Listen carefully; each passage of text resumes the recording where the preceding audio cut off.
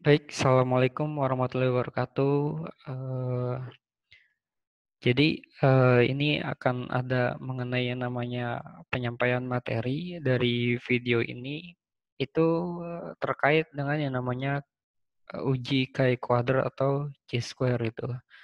Nah, gambarannya ini nanti secara manualnya, perhitungannya itu bagaimana, akan dijelaskan.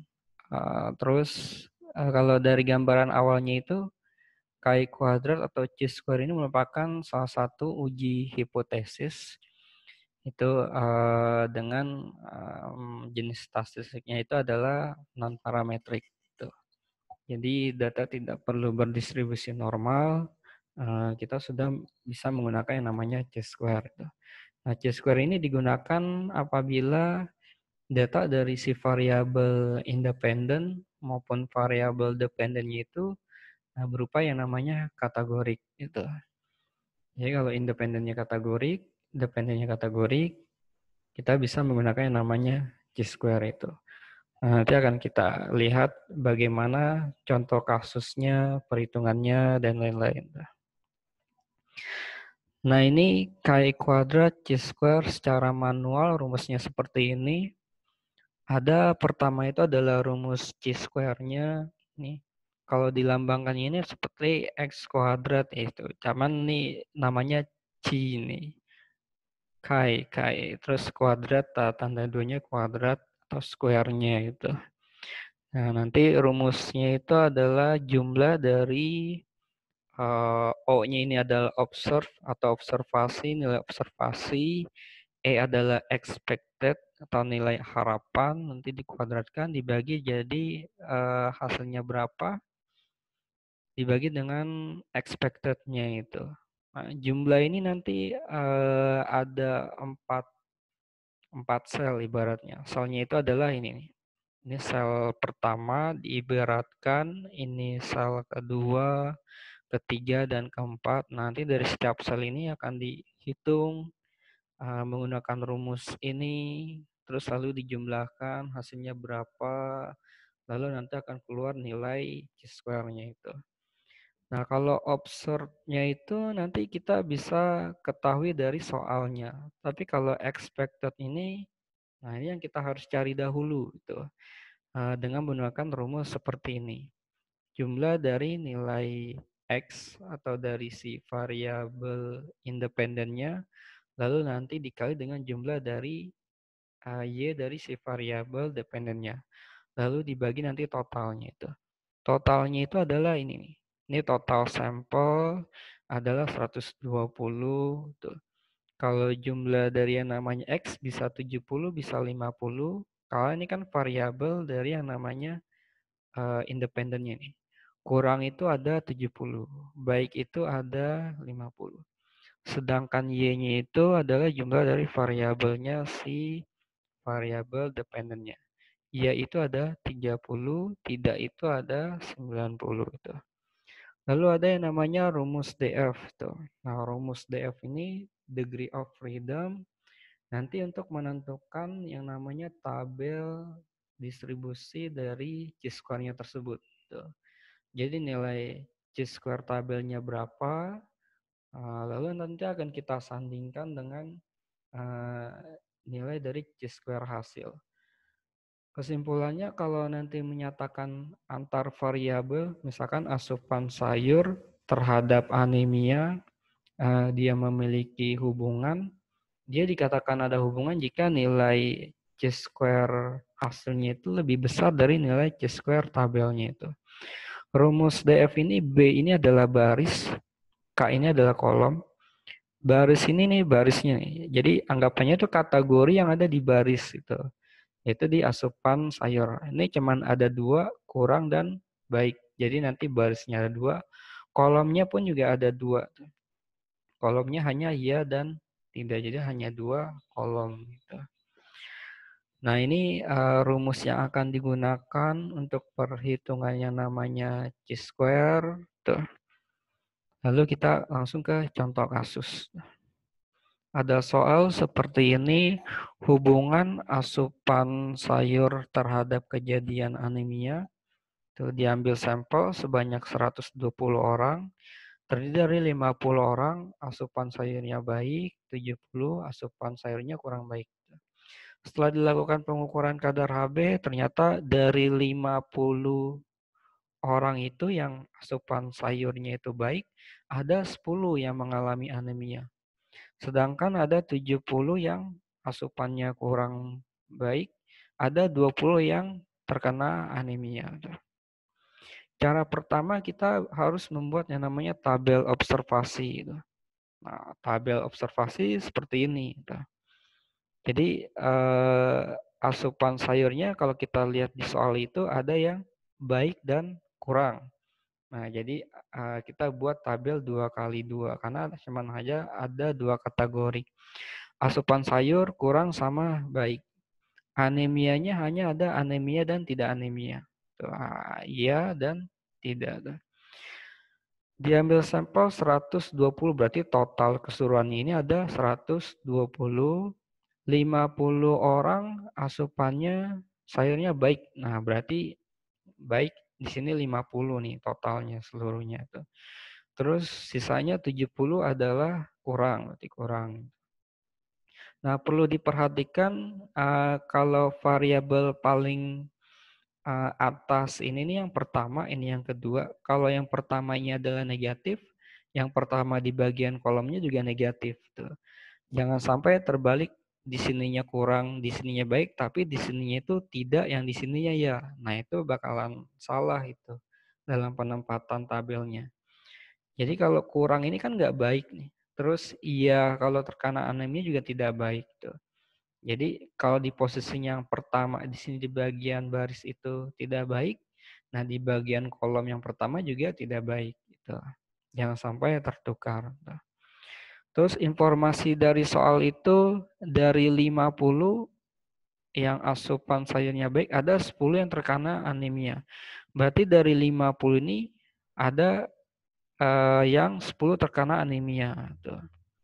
Terus dari 70 yang terkena anemia ada 20. Tuh, kita masukin angka di sini 20 tuh. Nah, kalau dilihat kan ini artinya kosong nih. Tadi tidak ada di keterangan di dalam yang namanya soal ini.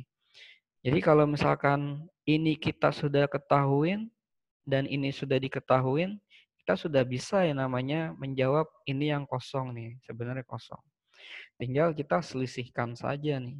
70 dikurang 20 ada 50. Terus sama juga yang bagian bawahnya ada 10 dan ada 50. Jadi tinggal diselisihkan 50 dikurang 10 adalah 40. Kalau jumlah tinggal jumlah aja di bagian atasnya. 20 tambah 10 adalah 30. 50 tambah 40 adalah 90.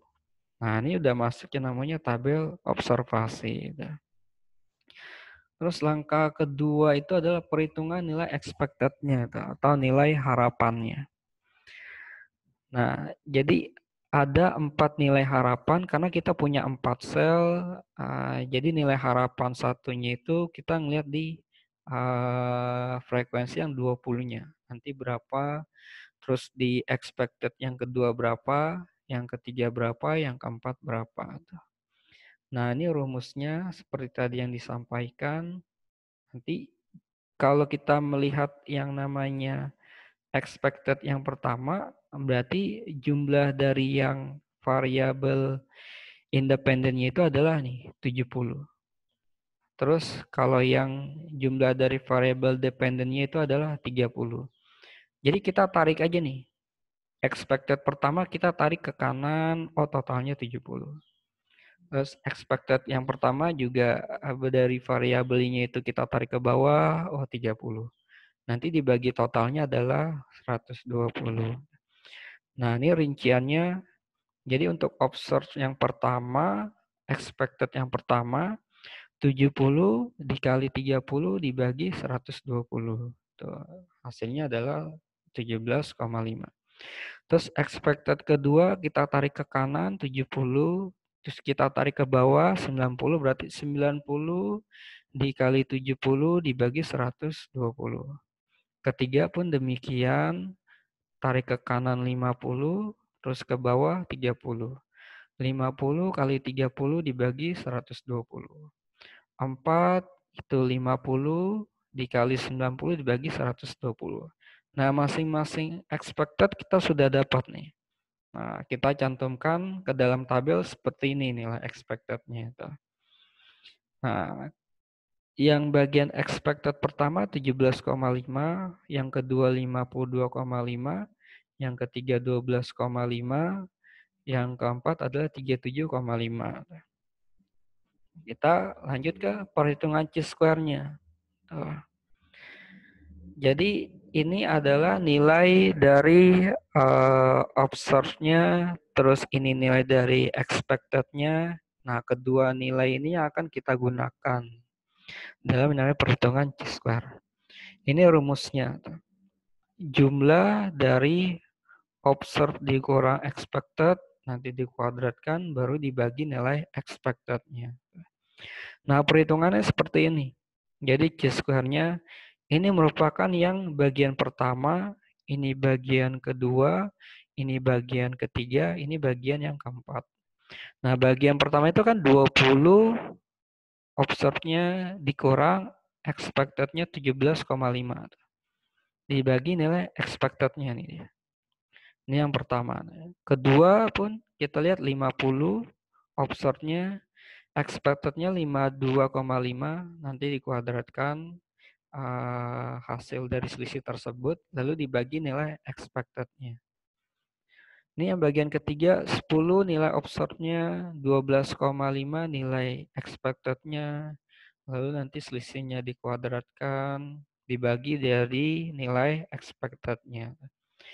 Terus yang keempat adalah observe-nya itu 40 dikurang yang namanya expect-nya 37,5. Nanti hasil selisihnya dikuadratkan, lalu dibagi nilai expected-nya. Nah, ini langsung 20 dikurang 17,5 adalah 2,5. 50 dikurang 52, adalah minus 2,5. 10 kurang 12, adalah minus 2,5. 40 dikurang 37,5 adalah 2,5. Nah, ketika dikuadratkan, 2,5 dikuadratkan, 2,5 dikali 2,5 dapatnya 6,25. Tuh, sama semuanya. Hasil yang pertama 6,25 dibagi 17,5 hasilnya adalah 0,357. Yang kedua, hasil pembagiannya kita dapat 0,119. Yang ketiga, 6,25 dibagi 12, kita dapat 0,5. Dan yang keempat, 6,25 dibagi 37,5 kita dapat 0,176. Nah, ketika dijumlahkan, kita dapat nilai chi-square-nya adalah 1,143. Nah, lalu apa nih langkah selanjutnya? Cek tabel distribusi KI kuadratnya. Nah, kita baru masukkan nilai yang namanya degree of freedom-nya berapa. Seperti tadi, barisnya itu hanya dua kategori, terus kolomnya juga hanya ada 2 kategori, yaitu di bagian baris ada kurang sama baik. Terus di bagian kolom ada ya dan tidak itu. Jadi 2 dikurang 1 adalah 1, 1 dikali 1 sama dengan 1. Nah, jika kalau dilihat dari DF-nya 1 dan alfanya kita pakai yang 0,05, dari cek tabel distribusi KI kuadratnya itu diperoleh nilai tabelnya 3,841. Nah, kita bandingkan dengan chi-square hasil tadi 1,4 dengan chi-square tabel 3,8, otomatis dia kan lebih kecil tuh nilai chi-square hasilnya. Nah, kesimpulannya itu adalah H0 gagal ditolak atau H0 diterima. Jadi anggapannya itu adalah tidak ada hubungan antara asupan sayur terhadap kejadian anemia. Karena nilai chi-square kuadrat hitungnya itu lebih kecil dari chi-square kuadrat tabel. Kalau hasil dari contoh lain atau nanti di dalam latihan itu nilai yang namanya chi-square hitung lebih besar dari chi-square tabel, itu maka dikatakan yang namanya ada hubungan tuh. H0 ibaratnya itu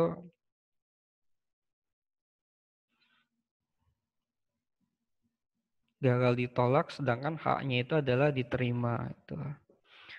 Nah, jadi seperti itu. Ini adalah tabel distribusi chi kuadratnya itu. Tadi kan kita dapat DF-nya itu adalah 1, kita menggunakan alfanya 0,05. Nah, ketika melihat tabel, nilai tabel chi-square-nya itu adalah 3,84. Nah, makanya nilai hitungnya lebih kecil dari tabel. Nah, disimpulannya itu adalah H0 gagal ditolak, itu H0 diterima. Tuh. Berarti HA-nya itu adalah ditolak gitu. Jadi simpulan memang keseluruhannya adalah tidak ada hubungan. Kalau misalkan nilai hitung lebih besar dari tabel, maka H0-nya yang istilahnya itu ditolak, tapi H-nya yang gagal ditolak atau HA-nya itu diterima. Jadi kesimpulan keseluruhannya adalah ada hubungan. Nah, seperti itu gambarannya mengenai perhitungan chi-square. Nah, ada lagi yang namanya odd ratio itu. Nah, jadi tadi dihasilkannya itu adalah tidak ada hubungan. Maka pembahasannya hanya sampai yang namanya hasil di nilai chi-square-nya saja itu. Tidak perlu mencantumkan yang namanya odd ratio itu. Karena tidak ada hubungan, ya otomatis tidak ada peluangnya itu. Ini contoh misalkan kalau di kasus lain ternyata ada hubungan tuh. Maka kita harus cari yang namanya nilai odd ratio atau nilai peluang tuh. Nilai peluang kita hanya butuh melihat yang namanya tabel observasi, tuh tabel pengamatan. Rumusnya seperti ini. A dikali D lalu dibagi B dikali C itu. A-nya adalah 20, D-nya 40, terus C-nya adalah 10, dan B-nya itu adalah 50 itu. Nah, ini tinggal kita jumlahkan saja nih perkaliannya itu. 40 tambah 20 adalah 800, 50 dikali 10 adalah 500. Nah, kita dapat skor hasilnya itu adalah 1,6. Contohnya kalau memang ada hubungan, otomatis ada peluang, maka kesimpulannya kalau responden yang mengkonsumsi asupan sayurnya itu baik, dia punya peluang 1,6 kali tidak mengalami anemia. Dibandingkan dengan responden yang kurang dalam mengkonsumsi asupan sayur. Nah ini contoh kalau memang nanti hasilnya itu ada hubungan dan odd ratio-nya itu dicantumkan. Nah terakhir ada latihan, coba teman-teman berlatih perhitungannya namanya chi-square. Tuh, contohnya tadi seperti itu, nggak jauh beda istilahnya, hampir mirip, tinggal coba teman-teman latihan saja. Tuh. Mencari hubungan asumsi air isi ulang terhadap kejadian yang namanya diare itu. Jadi mengasumsi air isi ulang ini mengkonsumsi ini maksudnya mungkin. Jadi anggapannya itu mana yang konsumsinya baik, mana yang tidak baik, terus mana yang terjadi atau mengalami diare maupun yang tidak mengalami diare. Nah, jadi mohon teman-teman coba berlatih dari latihan ini. Ini sekian video dari saya, itu apabila teman-teman ada yang kurang dimengerti atau perlu dipertanyakan, silakan hubungi saya. Terima kasih. Assalamualaikum warahmatullahi wabarakatuh.